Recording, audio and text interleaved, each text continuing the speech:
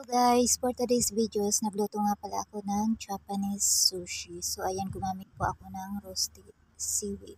So ayan, ang unang ingredients ay yung crab stick, carrot, luncheon meat,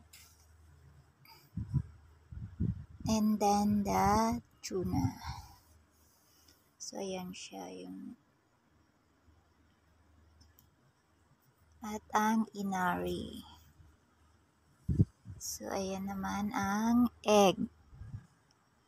At syempre ang rice. So ayan ang ating mga ingredients na gagamitin.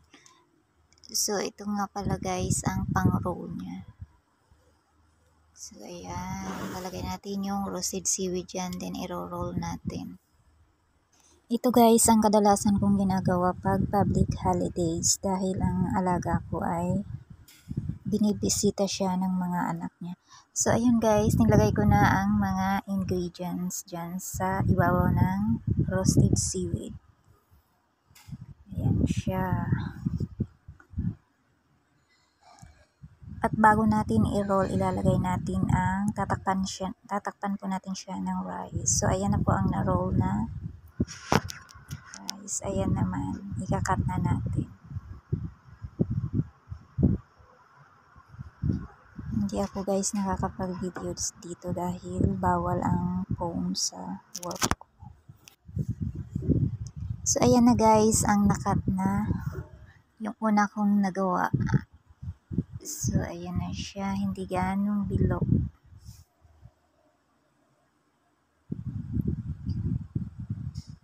So ayan, ang cute niya. So ito na guys, ang finished product ng aking ginawa. Ang dami kong nagawa ngayon, kanina. So ayan na yung inari.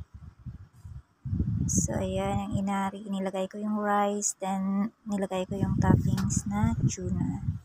So ito naman guys, ang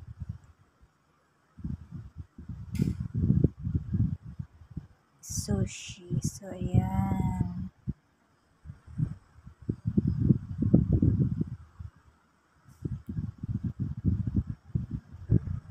Napakabuting-ting gawin yung sushi. Kailangan mo talaga ng matagal na oras para dito.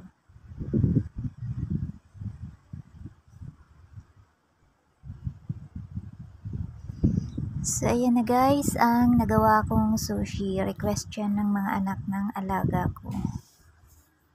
Yan. Ito guys, nilagyan ko siya ng toppings. So ayan, ang daming inari. Order ng anak ng amo ko, dinala niya pa uwi. So ayan, ang dami-dami. So ayan na guys, ang output ng ginawa ko ngayon. Bye bye!